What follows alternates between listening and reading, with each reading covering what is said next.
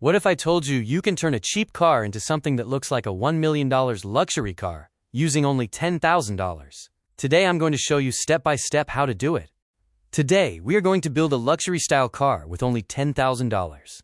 From buying a cheap car to turning it into something that looks premium. Let's start from the very first step. First, we plan everything. We divide our $10,000 budget, $6,000 for the car, $2,000 for exterior upgrades, $1,500 for interior, and $500 for technology. We choose a luxury style, clean, modern, and blacked out. Next, we buy a reliable used car. A sedan like a Toyota Camry, Honda Accord, or older Lexus works best. The goal is smooth driving and strong reliability. Before upgrading, we fix everything. We check the engine, change oil, replace worn parts, and repair suspension. The car must run perfectly before it looks good.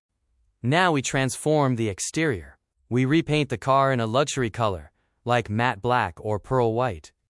This step completely changes the car's appearance.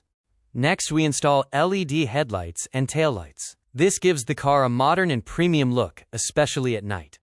We upgrade the wheels. New alloy rims and fresh tires make the car look sporty and expensive.